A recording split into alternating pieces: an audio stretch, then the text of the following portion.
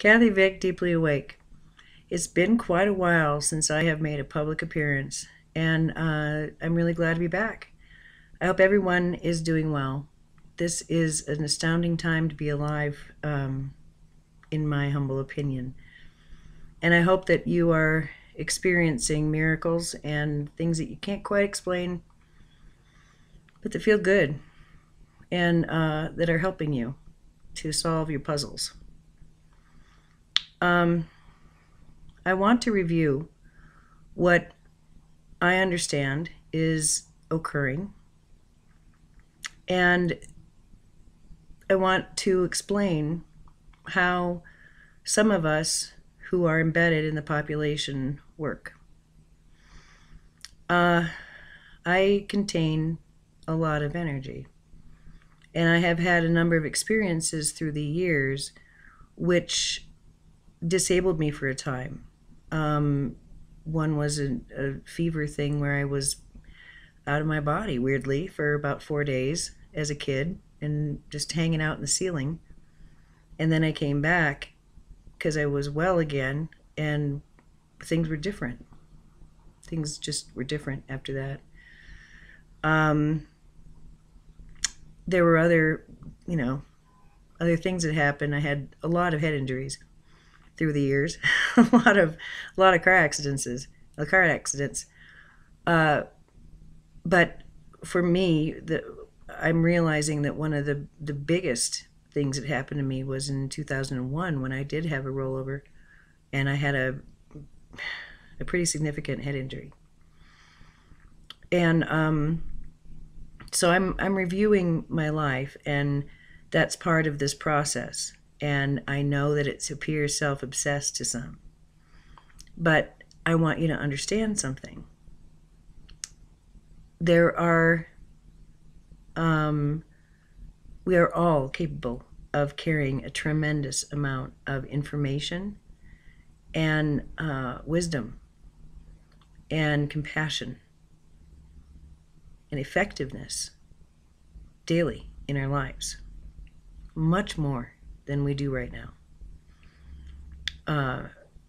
And there are times when we have a crisis in our body, and when we are put together again, somehow our life is flowing differently. Somehow either doors have closed and others have opened, and sometimes it's a catastrophe. Sometimes it's someone else's death that you take very badly and have an experience with. What I'm getting at is that there are certain traumas where you come back from those traumas and everything's different. So I want to talk about how it is that a person can be different 60 years into a life than how they were at the beginning. Because isn't it kind of the idea that we're supposed to be a stable thing, and there's a theme that runs through our lives, and we're basically the same person from day to day, year to year, and decade to decade? That seems to be the plan.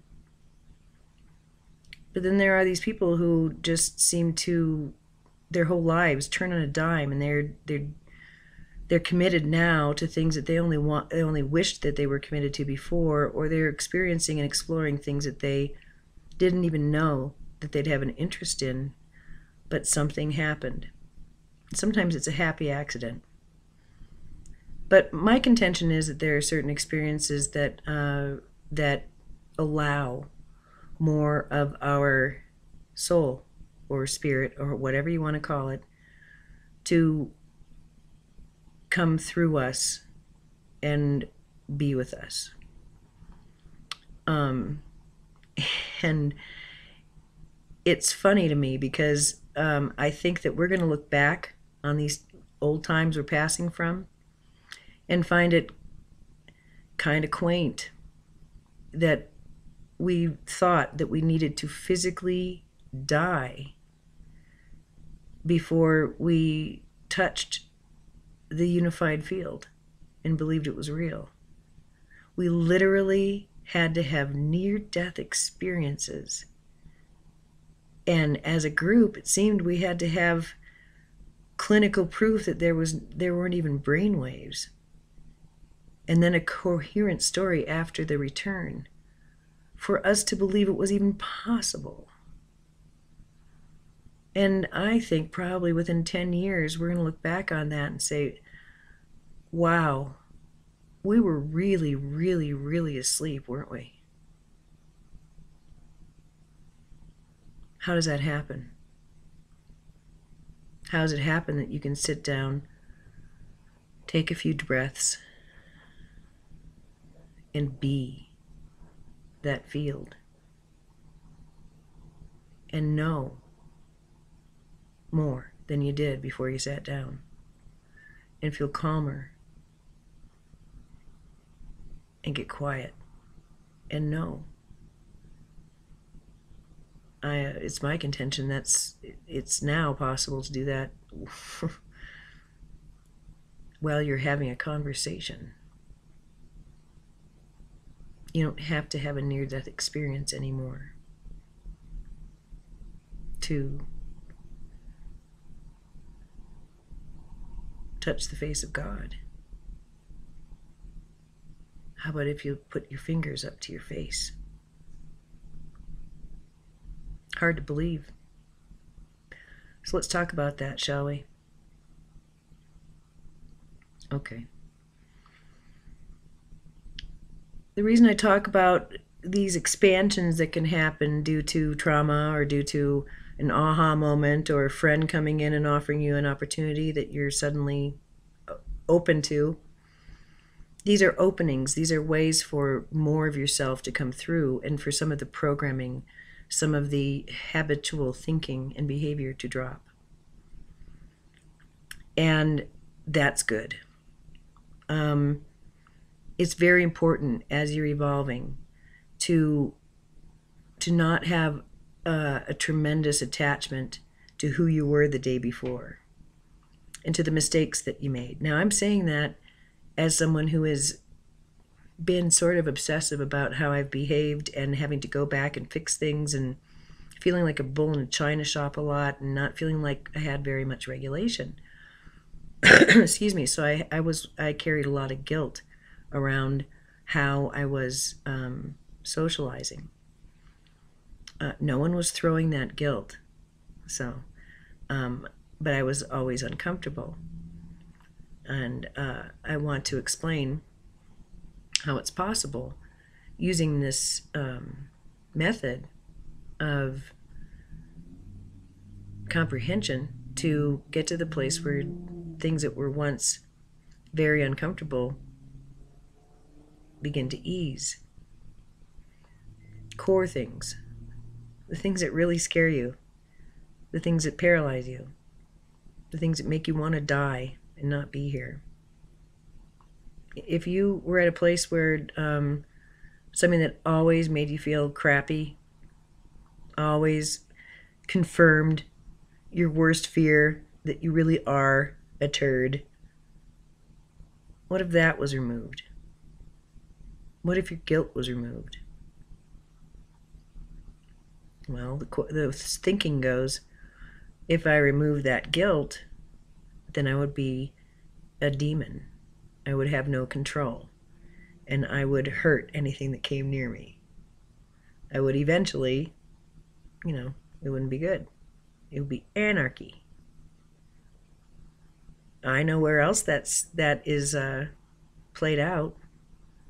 It's played out in larger systems, in the machinery where you have to produce identity papers in order to get health care or a job or things like that. So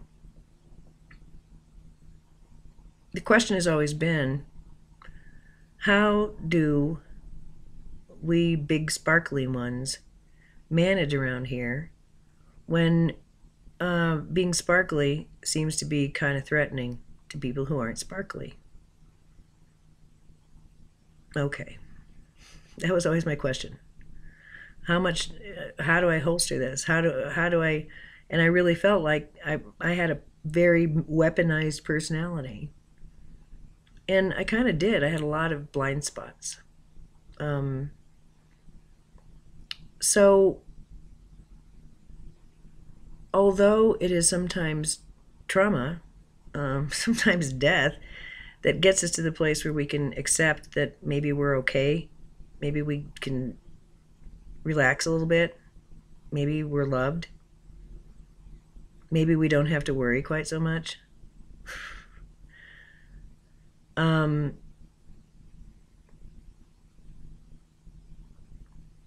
The concern is that if one would behave that way and believe that, then they would be lazy, irresponsible, ineffective.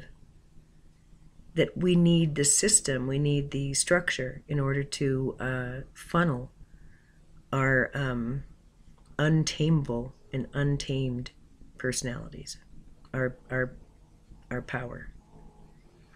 The thing is that whole system, that setup, should tell you something really fundamental. You have power. And it's being regulated by someone who knows you have power and is rendering you powerless. I really do think that this has been about power the last 4,000 years or so. We're just playing with power now.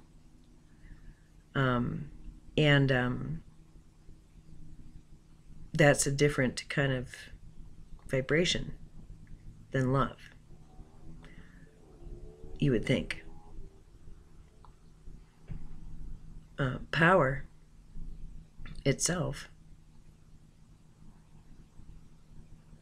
to me, it's creative force. And it's the consciousness, it's the hands with which that creative force is worked that determines the product. Power isn't the problem. Our consciousness is the problem. I know that you know the power of being loved. I know that you know how powerful it is to be accepted just as you are, to be loved without condition or agenda. I know you know that. Even if you've only had it for a nanosecond, I'll bet you've had it for longer than that. You know it's true. As a child, you knew it really wasn't the medicine or the Band-Aid that cured you, it was the kiss. Love is power.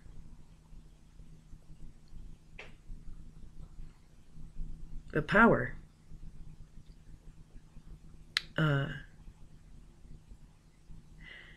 has other expressions other than love, because there's more than one consciousness. Oh my goodness, holy crap.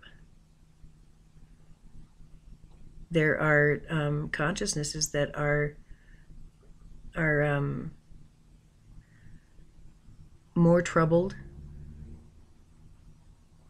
and those that are less troubled. The power that is love is what I think, it's what our soul is. I mean, lately what I've been seeing when I think about myself is it's like, I don't know the galaxy, but it's a golden galaxy. It's huge. And so I imagine myself as this kind of oblong sun. But I'm not just a sun. I'm this huge golden galaxy. And that's what I put clothes on. And that's what is running through my spine. and what's in my veins. And I want it to be what comes out of my mouth and out of my heart and out of my brain when I'm thinking. And it's been frustrating for me to have touched and explored all of these beautiful, beautiful concepts of God's love and of human evolution and enlightenment and all that stuff, and to still have anger, to still,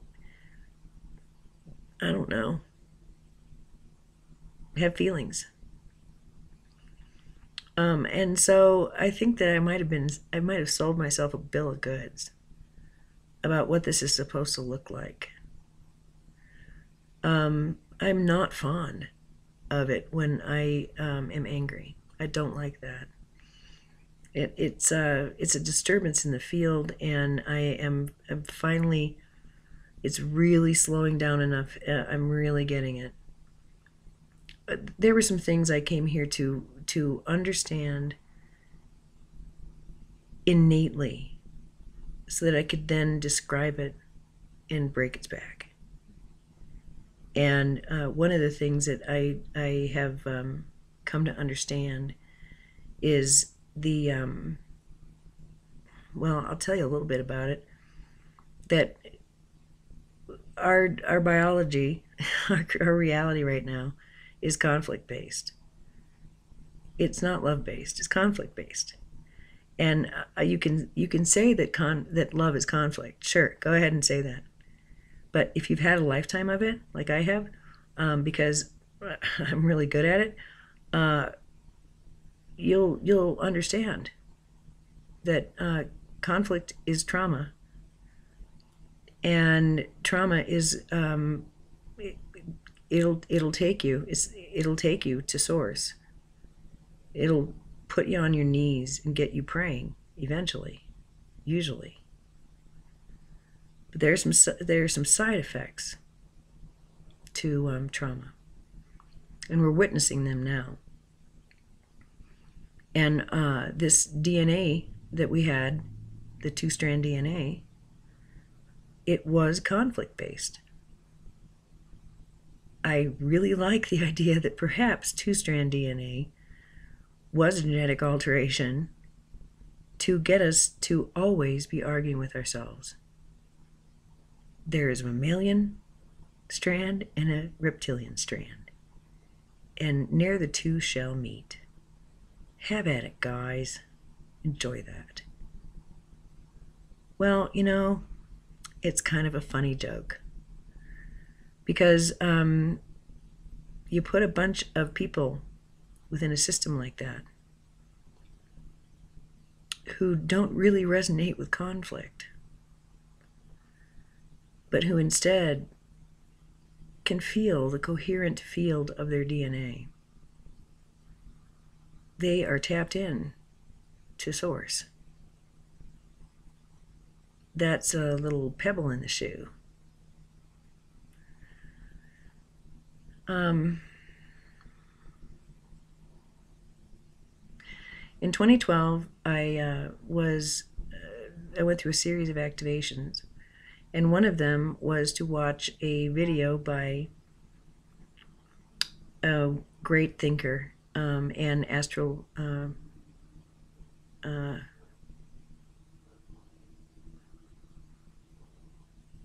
explorer, Pani Andov.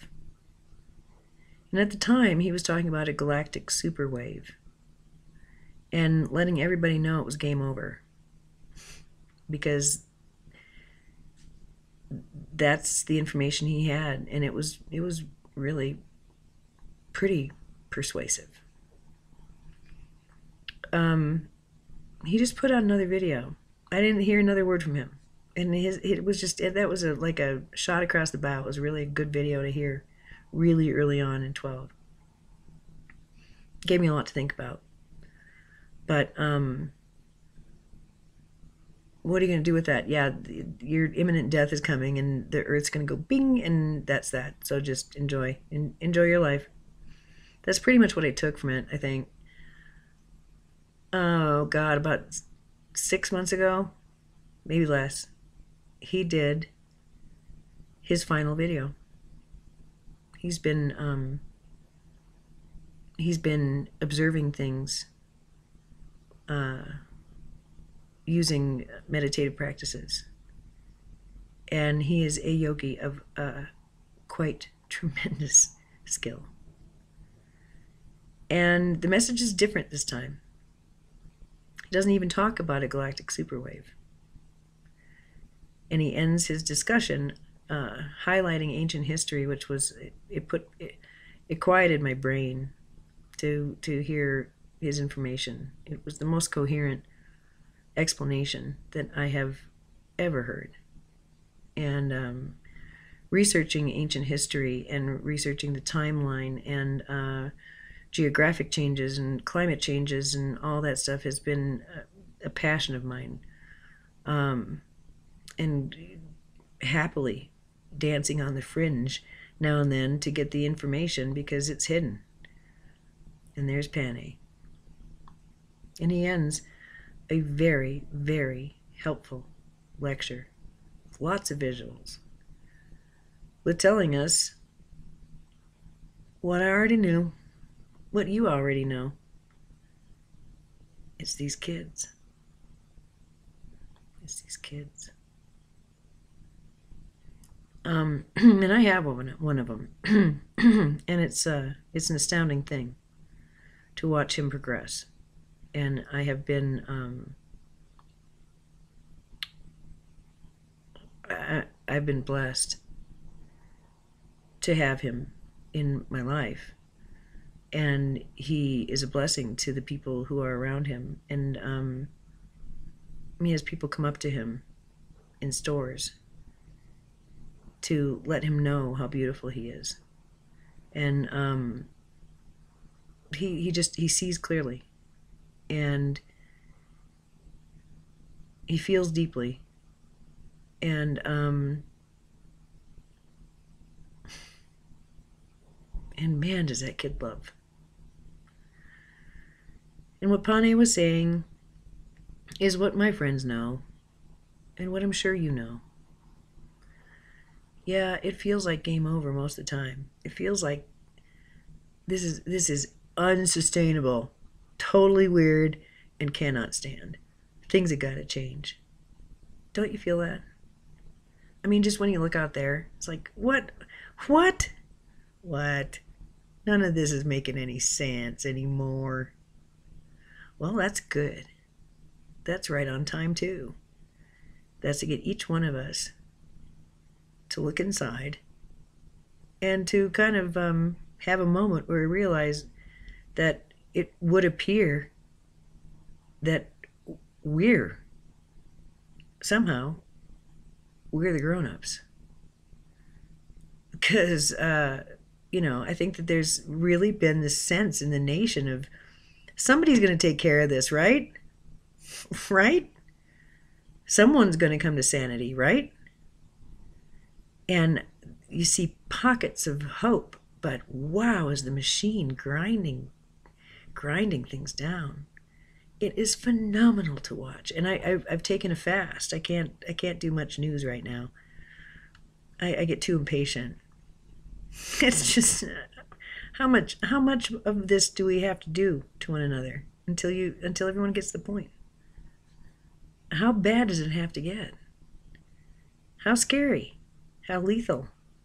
How cruel?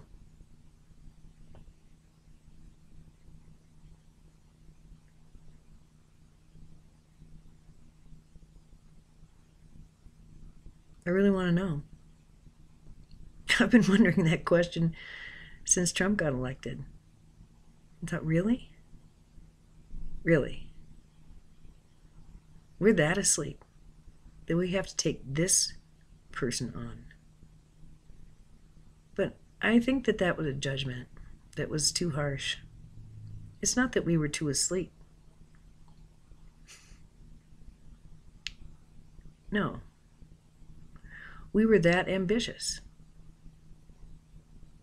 We are that powerful.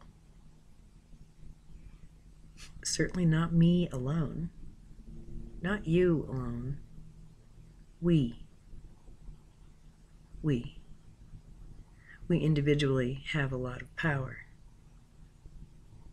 And collectively, we can't be stopped. And I'm not talking about bloodshed or anything like that. No. Just maybe not all of us at once, but enough of us. Just standing up and saying, no, you can't. We won't let you. Not anymore.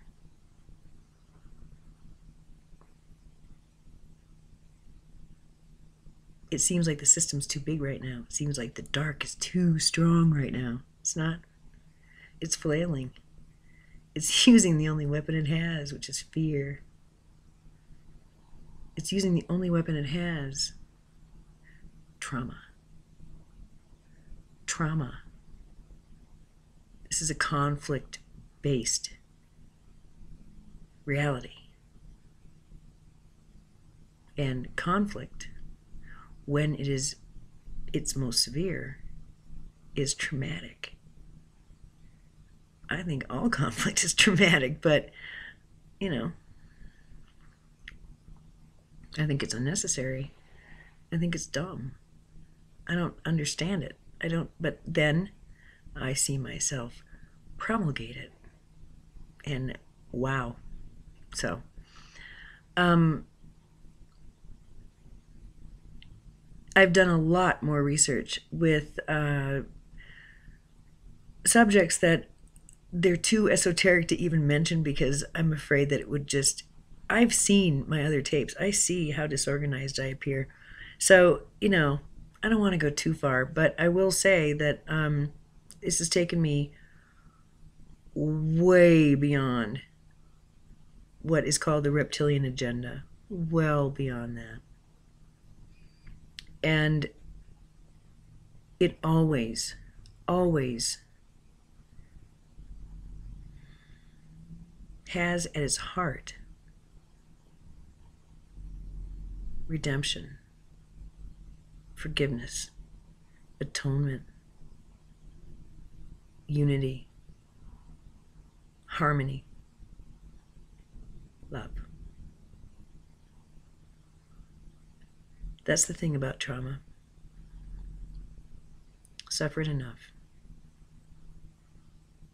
You begin to realize it creates compassion. It requires endurance and it is the paradox that creates a tear or a break. The inhumanity of trauma creates a break. And it's that break that happens within that can be seen on CAT scans as a HAMA response and is then translated into the body as disease. And that's discussed and thoroughly explained by Enrique Boron with biological decoding. And my theory or contention is that this trauma not only shows up in the brain as it looks like a bullseye, and it's imageable, and it's relatable to disease. This also creates an emotional break, and it's used for in darker hypnosis to create altars, to actually create altars. But what that should tell you is that it is understood that trauma creates a break in your psyche. And then some really sick twists will just kind of zoom in there and take advantage of that. So,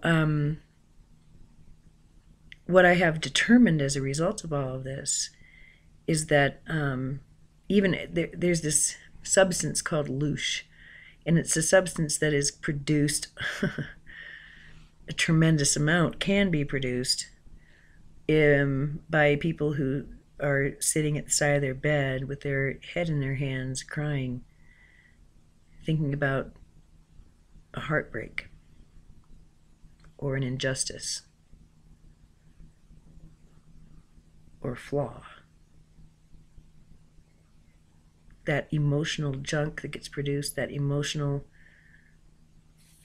sluice, that's called louche. And that is a substance that is fed on. Water has consciousness, air has consciousness, and everything needs to eat. Everything, well, you know what I mean.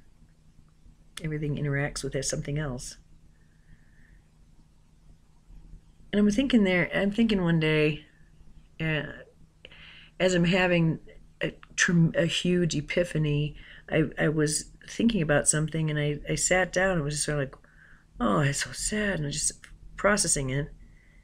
And then this amazing epiphany and release. And I laughed and said, yeah, I know I produce louche, but at the end of the louche, the idea is to then have something that makes you stronger, that makes you understand that it was okay, it was worth it, and it was part of the plan, and you had a hand in that plan. This actually was beneficial. You had created it somehow, called it to you, attracted it to you. Not because you're bad, because you needed to understand something. You needed to understand something. And I think time sitting at your bed with your head in your hands, thinking about something and having feeling over it is not a sign of mental illness. It is mental health. But left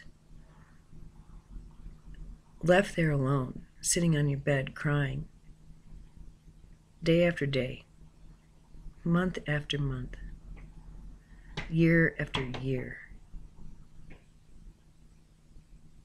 not understanding, not believing anyone cares enough to sit with you, that this is something you have to bear by yourself. That is what creates the louche. That. Because it's not true. It's a lie.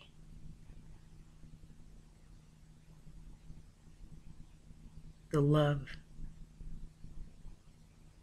that you are, that you were as an adorable toddler, and that you are now, regardless of what you think you're doing wrong.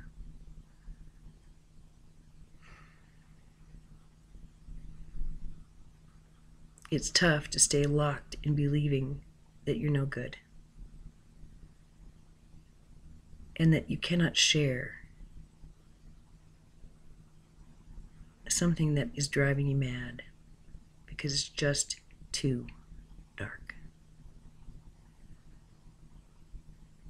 Does the louche come then? That's why we sit in our closets and in our cars and in the bathroom and at the side of our beds, transfixed with guilt or remorse or anger or whatever it is.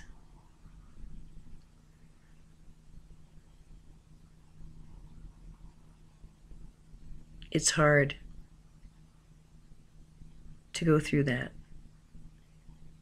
without relief. And the relief is that you're not alone. That's the lie. And it's in those times when you're really hating on yourself or hating on life or hating on someone else and just really not okay with what's going on, and in despair and feeling like your tail's spinning and all that. That's when you're the safest. That's when you're the closest to breaking free of it.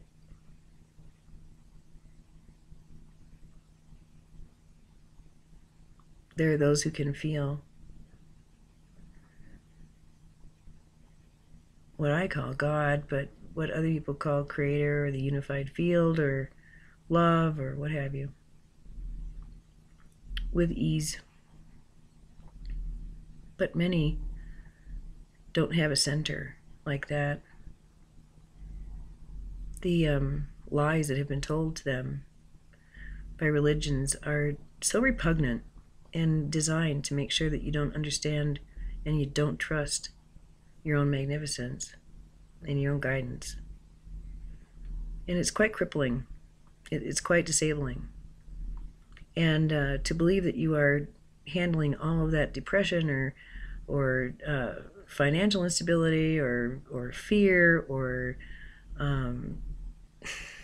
other people's abuse by yourself, alone, without help, purposelessly, wow, that is tough. And that can warp you over time. It is not good for the neurobiology because it's not true. And it's a lower consciousness that is expressing itself. It's the habitual one that is sort of the programmed one. That there's really nothing holy here. There's nothing sacred going on. There's no such thing as miracles. There was one miracle worker a really super long time ago, but things didn't go well for him. Okay? And oh yeah, there's that Buddha guy, but you know, there's no stories of him having a family and friends after his enlightenment. And the Hindu gods, well, they're blue and you know, what are you supposed to do when you start being able to perform miracles? When you start having relief in those moments of despair, and you start realizing this is no longer appropriate. It feels good, but it's not really honest anymore. The sadness, the grief, yeah, sure, that might be honest. But the despair? No, not really. And getting comfortable with the idea that there is something bigger than you that is benevolent, that you don't have to trick and you don't have to petition.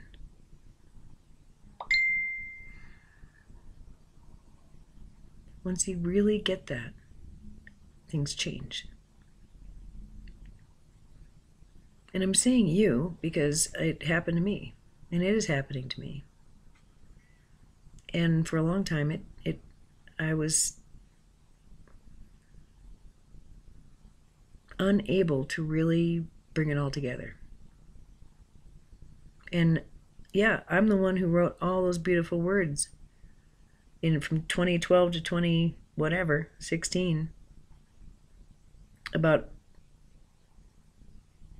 coming to, waking up.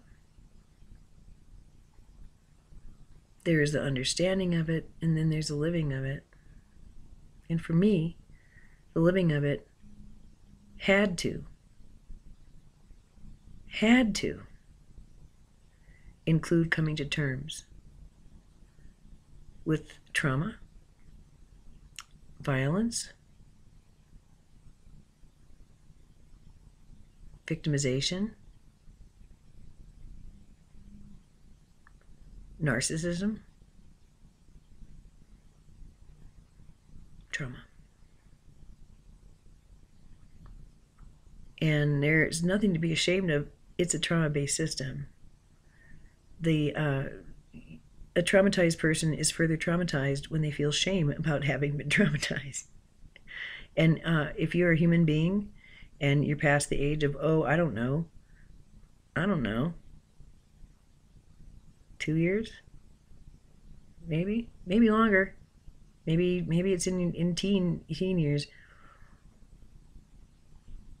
you'll have something that will alter your beliefs in your safety.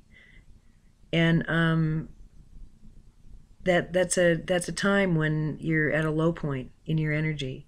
In QHHT, that's oftentimes when entities attach, when either pieces of your own personality or actually disembodied energy attaches to you and can manipulate you long term. That does happen. But that is discharged and can be completely understood and released with, wait for it, what do you think it might be? Forgiveness and love and boundaries. That's a pretty holy trinity, if I'd say so myself. So the point of this video, I think, is twofold. One, somehow I can't get my website to work, and I'm not really sure what to do about that, so I guess I need to look at that. I really want to write, because my concepts, my presentation, everything is much more coherent when I write. The thing is that what you can read under Deeply Awake from 2012 to 2016, those were very, very painstakingly done to be as accurate to what was actually occurring at that time. It was a journal. It was a diary. It was a public diary. And I was describing things that were happening in the moment that I knew were moving me along. And they were big events, and they were happening in a way that was spaced with my work life and my home life, so that it was leapfrogging me. And I knew the work was progressing. The visionary aspect of my life, and the visionary aspect was feeding my work, and it was that kind of thing. In 2016, I had a number of light activations that were just completely disorganizing and really, really, really altering. And there's nothing about my life that's normal, but especially from 2012, ain't nothing normal about that. And I captured that on video. There are many, many anomalies. There was but there was a personality disintegration of sorts. It was during that time that I retired after 32 years as an RN. I had my hip replaced. I had a lot of things going on. And it showed in the way that I was managing my personality. And so I gave up wondering if I was crazy, because I knew that I was able I'm able to conjure things, and I've got what the peace dealer calls quirks. So, and I had enough weird things happen that I knew that this wasn't just me being crazy, and which basically, here's the deal. Let me make it abundantly plain what crazy means, okay? When a psychiatrist calls you crazy, psychiatrists don't say crazy. Lay people say crazy. Psychiatrists throw barbs with things like they implant doubt. I really think that's partly what psychiatry is all about. Is they there are certain things that are really super normal, and they're like people who are bipolar, schizophrenic. There are a number of organic mental illnesses that are not trauma based, they are shaman based.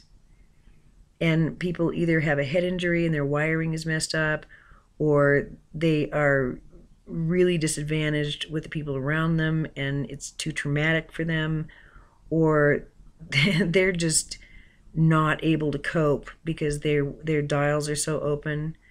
They're the ones who are seen as mentally ill.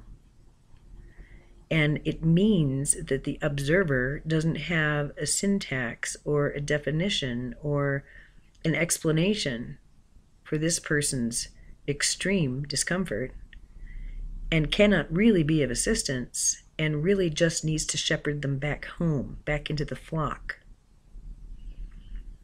And but things that especially schizophrenics experience, like ideas of reference, which, you know, TV's talking to me or whatever, believing that someone who is actually a stranger is a long lost friend, believing that you are actually. I had one bipolar convince me that she was one of the marathon medalists pictured on the magazine cover of a magazine that was in the office. And man, I was so conned. It wasn't true, but it was true to her. Well, you know, and where I am now, well, I'd have to say it was absolutely true for her. And it could very well be that she's aware of her multiplicity, and she's letting me know that she's two people. Now that I've gone through what I've gone through, I've given up counting. Because at a certain point, I am you and you are me. But I have encountered other me's who are here living now. And it's freaky. They're like fractals. Fractals. It's very odd. So I think that's Terence McKenna who said that, you know, calling someone crazy means that you don't understand their language. And rather than try to understand, you're going to throw a tomato at it and then define just how abnormal it is. So I understand that a lot better now, and I think that's a much more humane way of looking at all of this, because it's not easy to go through an awakening. And the videos that you saw, you saw the disorganization, and you saw the anger, the rage, the confusion, the paradoxes, all of that. Now that is generally over. All quiet. And I'm going to do a video next, just because I want to, explaining what it was like to have a QHHT session. That was trippy. So I'm going to talk about that. But the point I'm making with that is that at this point, I can say that I have had a tremendously hard time with knowing who or what my core identity was. And this comes from being super aware of the projective nature of this reality and getting a little confused by it.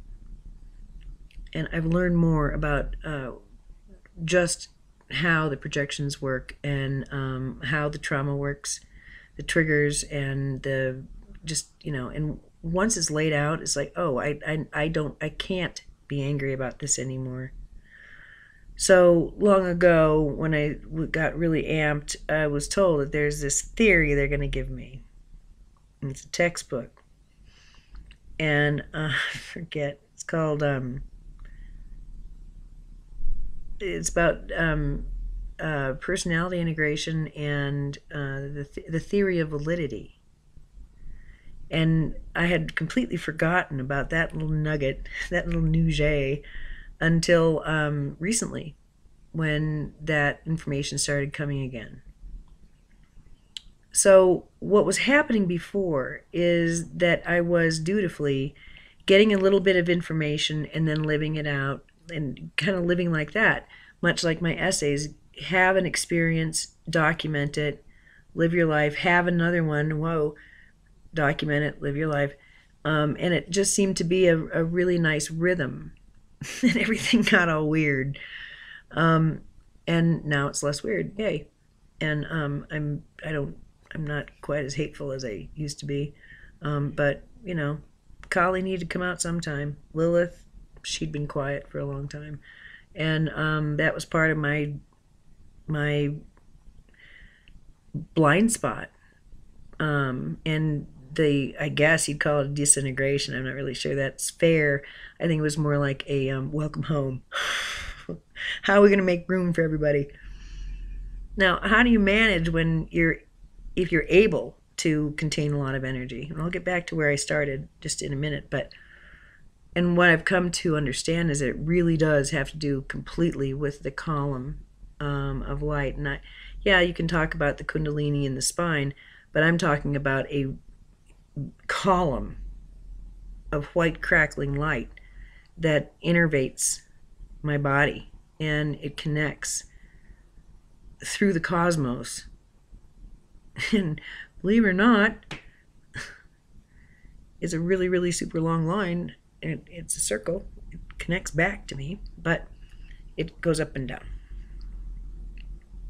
And in 2016, I was activated with the column that went through my head that went that way. So I have the both energies. And it's taken me a while to ease into using both. So for me, it's about riding the center of the wheel and not the wheel itself. And I spent my life exploring the wheel. I have an essay that I want to review that speaks of that, and I may contain it in the notes. I may just let it go. But it was an essay that explained what it was like to go to an ecstatic dance circle. It was a very large room, and I would say probably 150 people, maybe less, but a lot, in a one big circle. And I was very altered, and I was given instruction to, I had this urge. I wanted to run my energy through my right hand, through the hearts, and say hi, and just kind of go hi and run some energy. And I did that. And then they said, okay, now do it with your left. I'd never even done that. What? Run energy from my left hand? Nuh-uh. So I did it. I tried. It was very hard to do. But as soon as I did it, and it went to the other side of the circle, I wasn't aware of the motion as much as when I did it from my left. And I could really, it was hard to move it. And when it got way to the other side, I realized, oh my goodness, that's going to come back to me. Whoa, that's going to be a hit. And it came back to me. And then I was instructed to, when it came back to me, to take that energy and splay it, to run it both ways, to bifurcate it, and to run it equally from my left and my right. So when it came around, this long radius from way out in space all the way back to me again, and I could feel the return, and then I ran with both hands at once, first time ever. And there was this amazing geometric dome that appeared, and all this pretty mandala stuff, and ooh, it's so pretty. And then I began to realize, wow, there's someone in the center of that wheel. What a show they're having. What a view. And I'm finally there.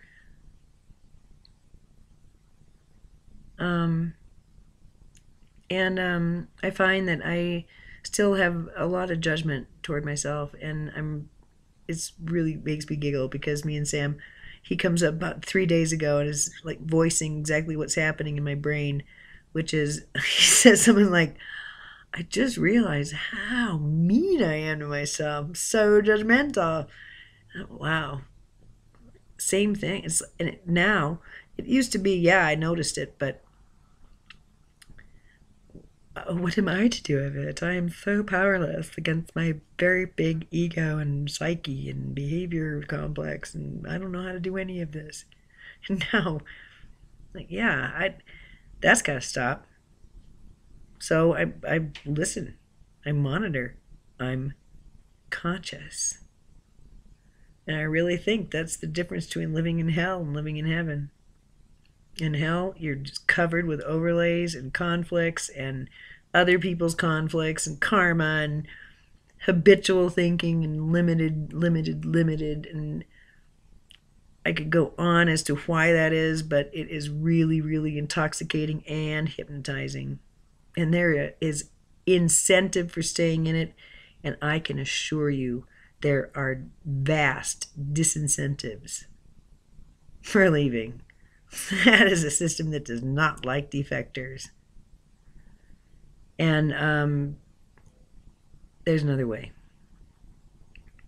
I'm certain I'm not talking to those who are unconverted and uninitiated. It's 5706. So I hope you found this entertaining and helpful. I'll close by telling you about big souls, okay? If you find that you are someone who sits at the side of the bed and cries about, I don't know, the human condition, you ever do that? Well, honey, I've been doing that since I was a kid. And some of us, when 2012 came, we became capacitors. We were able to help transmute the collective consciousness. We did this by coming in, carrying great darkness and great light. The peace dealer calls them double agents, I think. But I just consider myself someone who's comfortable with paradox. Because paradox is the engine of creation. To forgive the unforgivable that you yourself have done. Start there. The things that you judge unforgivable, intolerable, unacceptable, that you did, that's where the gold is. And in the end, that's where the trauma springs from, that you might call to yourself or might perpetrate. And in the end, I do believe that that is a cry to our Maker, saying, this isn't me. I can't accept this. I cannot accept this. The pain that creates when we are put in positions where we have done something that is actually very, very harmful to another human being, where we have harmed them or killed them or hurt them, or we have done that to ourselves. It's really, really hard to forgive. Only the bravest people go there. And that's where all the goodies are.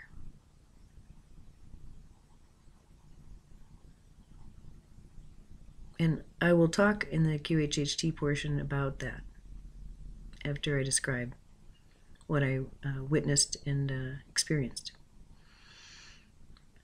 But through it all, through all of it, it's the light, it's the love, it's our Mother Earth in this human experience that that we're here to fully explore. And the conflict and trauma is the flavor right now, but not for long. And some of us were here to make sure that it wasn't long. Many of us spent years from 2012 forward spending time with our head in our hands, crying, feeling, simply feeling. And we knew ourselves as we were clearing for the collective. And Matt Kahn would say, said one time, I'm sure that a lot of you are wondering when we can stop clearing for the collective. Anytime. It's really okay. You don't have to keep doing it. It took me a long time. I'm good at it, and I enjoy transmuting. So that's fine. And with the energy I came in, I had to crack koan, and I had equal and opposing energy. So good. I figured that out, and that was very helpful.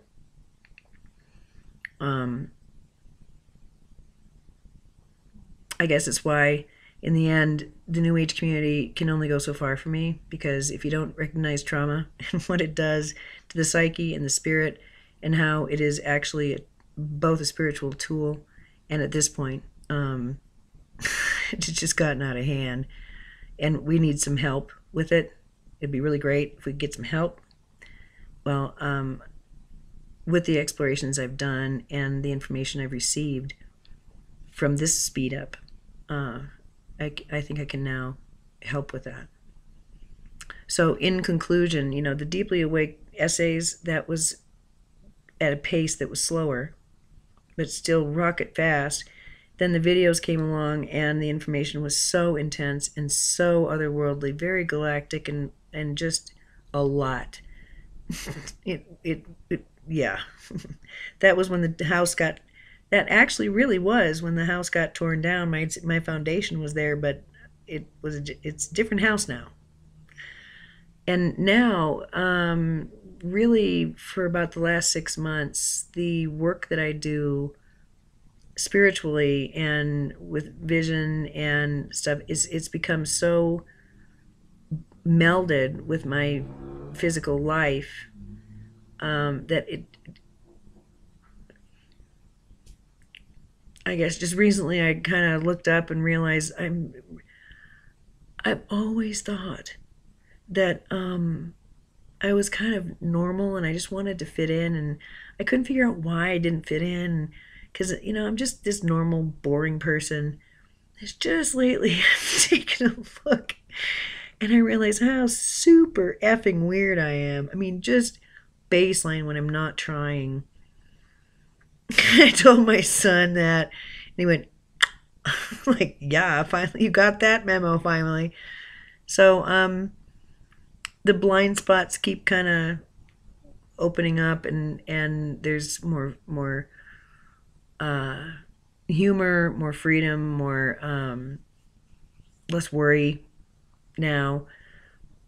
But it's been very hard to communicate any of the information I'm getting, because the downloads are seamless and they're part of my daily life, and it seems kind of weird to sit down and go, okay, wait a minute, this is so pretty, I need to write it down. Lately, it's been so pretty, I've needed to write it down. But instead, it's been more of a how does this work on a daily basis kind of thing. So I have some ideas as to how I can help others with this. That just some things that kind of worked for me. And if you're interested, then maybe I could tell you about it. So I'm not really sure how I'm going to go about doing that, but that is one thing that might be fun. And actually, I'll end, this is 101, 105, 19, with this really cool project that I'm going to do. And it's more in the visual arts, but there's going to be writing involved. And it's it's going to be a blast. So there's a lot of things going on. We're sort of like Avengers Assemble time. And with such a coherence and beauty and ease that to question it, it's just kind of gross. It's that part's over. And it was a long time getting rid of that doubt, getting rid of the disbelief, I guess. And two, going through a phase transition, going through a shift. What I've been through is really, really unusual. And it's sort of a test case. It's sort of like and I'm not the only one who's kind of gone through it ahead of time. But I mean, I reacted to the energy, and I know the energy, and that's why I'm here, is to do this and to document it so that other people have the information when they get hit with it. So that's sort of the idea. That's why I look really weird all the time, because people don't, it's like they don't have any frame of reference quite yet. But Avengers are assembling. I have a lot more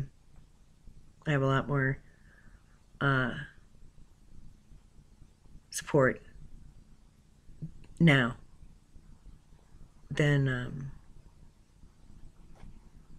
ever before. Support I understand, and I don't have to transmute. I don't have to transmute the energy in any way in order to really feel fully supported, and that's a relief to me. It's very nice. And I think it underlines that I've gotten energetically kind of lazy as I've aged. I don't want to transmute any more energy. Just let me have my little half acre and my apple tree and my life's work. I'm not sitting this one out, but I'm not letting the rest of it trouble me. And I know that it looks very troubling. So hopefully, now that some changes have happened, I can be of more assistance. I think that watching someone fall apart on camera and still somehow maintain, still somehow have a center. Maybe all that shit wasn't crazy after all. Might have been weird looking. Maybe there's some sense in that shit. That's how I'm thinking about it right now, because it's sort of embarrassing to watch, but it's also very inspiring to watch. All right, there's one last thing I gotta say. There's gonna be a lot of talk about negative ET influence. Okay, so I really want to make it abundantly plain what the negative influence is. What I can say is that that's fear talk, but it's also a call to discernment. There's this question of whether, when someone's dying, whether they should go to the light, that maybe that's a trick, and maybe you're going to get sucked into the reincarnation machine. Well, you know what? I think there's some truth to that. But the experiences I've had with light, that was just a sideshow. I called them light shows, but they were full-on body experiences with love, with like a force of love that was so coherent, so personal, And that's not a trick, guys. It's just not. Doubting it, questioning it, fearing it, poking holes at it, poking at it. That's what a low consciousness does. It's what we are expected to do when we're not thinking very clearly. I am not influenced by negative EDs. I've spent my adult life trying to figure out the difference in what's really going on here. And can you see it in my face? Can you hear it in my voice?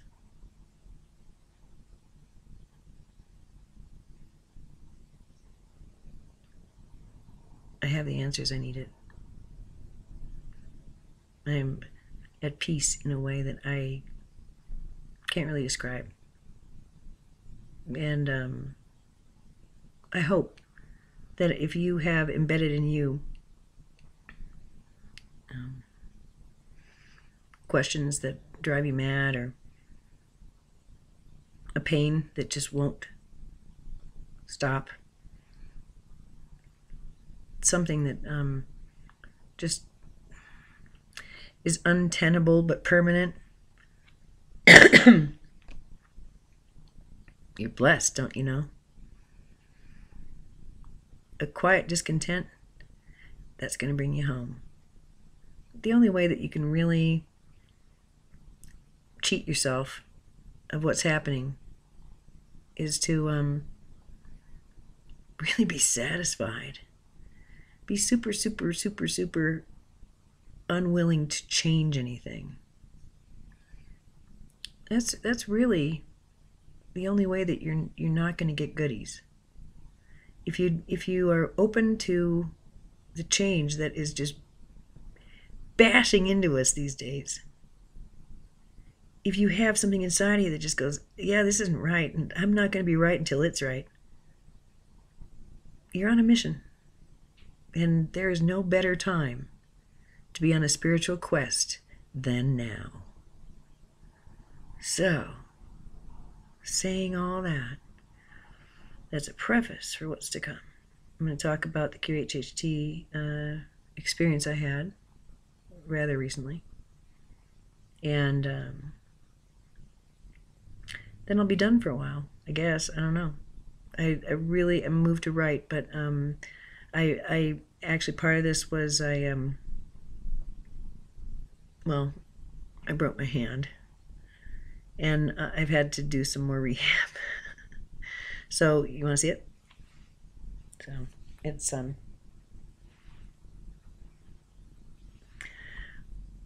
the information I had is that there was enough structural damage that was done. There were some structural memories that needed to be released and understood. Breaking a bone is much like breaking open a rock, and rocks hold memory. So there were some pretty deep memories coming out.